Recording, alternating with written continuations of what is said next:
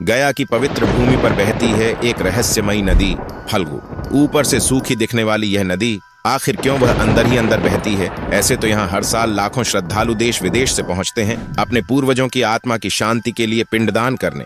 लेकिन सोचिए, जिस पवित्र नदी में ये तर्पण होता है वो नदी ऊपर से पूरी तरह सूखी क्यों है? आखिर ऐसा क्या हुआ था जिसने फल्गु नदी को श्रापित कर दिया? इस सूखी नदी के पीछे छिपी है एक रहस्यमयी पौराणिक कथा, एक ऐसी कहानी जिसे बहुत कम लोग जानते हैं। इस वीडियो में हम आपको बताएंगे फल्गु नदी आखिर सूखी क्यों है और वो कौन सा गूढ़ रहस्य है जो इसे आज तक श्रापित बनाए हुए है।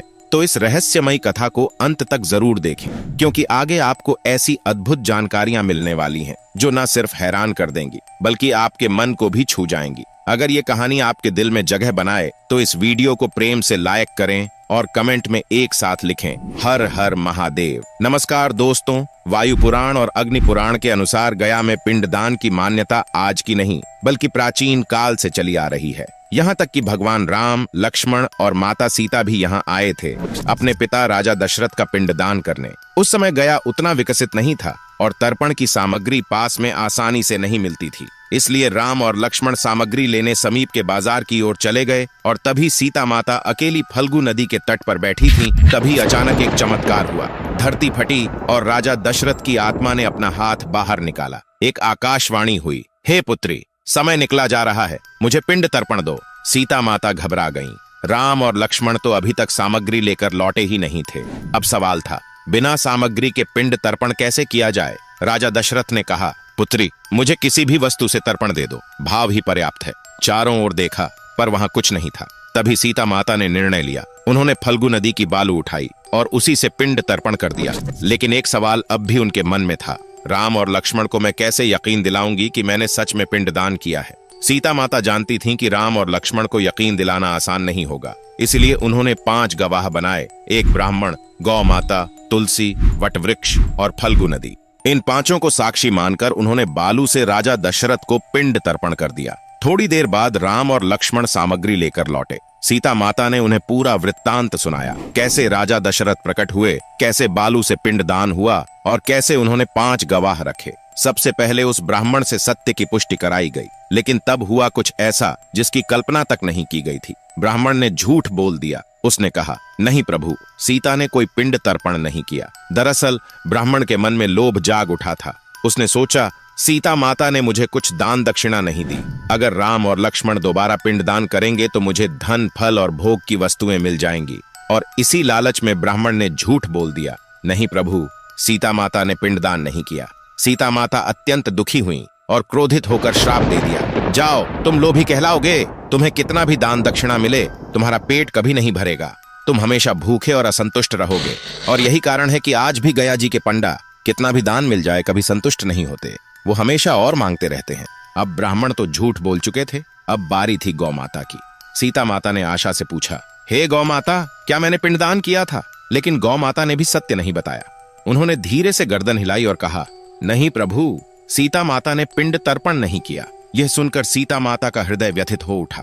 जिस गौ माता को संसार में पूजनीय माना गया, जब वही सत्य से विमुख हो गई तो सीता माता ने उसे भी श्राप दे दिया, जाओ, अब से तुम्हारी पूजा तुम्हारे पीछे के भाग से होगी, पूरी दुनिया तुम्हारे पृष्ठ भाग को ही पूजनीय मानेगी। और तभी से यह परंपरा बनी कि गाय की पूंछ पकड़कर उसकी पूजा की जाती है, मतलब पीछे के भाग को सबसे पवित्र माना जाता है। अब बारी आई तीसरे साक्षी तुलसी माता की। तुलसी, जिनका स्थान हर पूजा में होता है। सीता माता ने उनसे भी पूछा, हे तुलसी, क्या मैंने पिंड तर्पण किया था?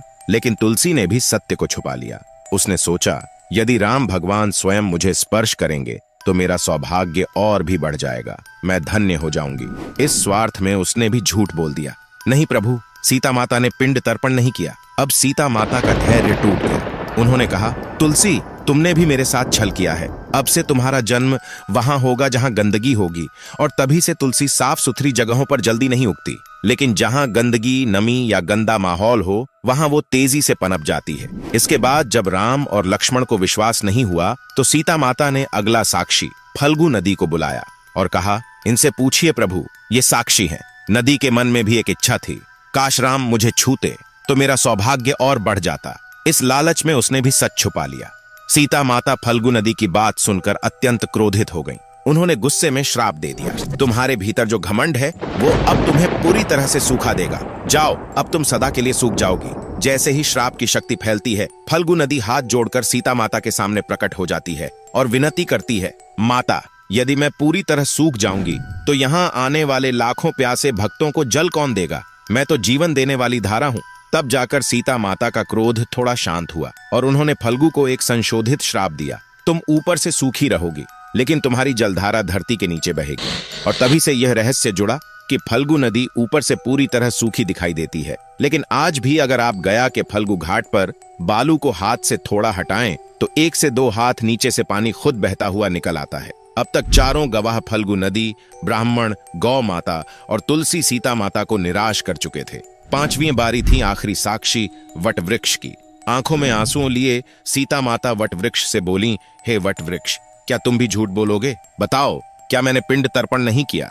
वट वृक्ष मौन रहा, लेकिन उसका मन विचलित हो उठा। उसने सोचा, इन सभी ने अपने अपने स्वार्थ में सच छुपा लिया, लेकिन मैं क्यों छुपाऊं? मेरा कोई स्वार्थ नहीं, मुझे तो केवल सत्य का साथ देना है। और तभी वटवृक्ष ने स्पष्ट शब्दों में कहा, हाँ प्रभु, सीता माता ने राजा दशरथ का पिंड तर्पण किया है। ये सब जो कह रहे हैं वो झूठ है। मैं स्वयं इस पवित्र कार्य का साक्षी हूं। सीता माता की आंखों से आंसू बह निकले, लेकिन अब ये आंसू दुख के नहीं, सत्य की जीत के थे। वो वटवृक्ष से प्रसन्न हो गईं और कहा, हे वटवृक्ष, तुम सदा हरे भरे रहोगे। जब जब गया में पिंडदान होगा तब तब तुम्हारे सान्निध्य में ही होगा। अगर कोई तुम्हारे पास पिंडदान नहीं करेगा तो उसका तर्पण अधूरा माना जाएगा। और तभी से यह वटवृक्ष अक्षय वट कहलाया। गया में स्थित वो पवित्र वटवृक्ष जो आज भी हर पिंडदान का साक्षी बनता है और सीता माता के आशीर्वाद से सदैव हरा भरा रहता है। अगर ये रहस्यमयी कथा आपके दिल को छू गई हो तो इस वीडियो को एक प्रेम भरा लाइक जरूर दें। आपका एक कमेंट जय सीता मैया हमारी आस्था की शक्ति को और मजबूत करेगा। और ऐसी ही चमत्कारिक पौराणिक कहानियां जानने के लिए अभी चैनल को सब्सक्राइब करें, क्योंकि अगली कथा और भी अद्भुत होने वाली है।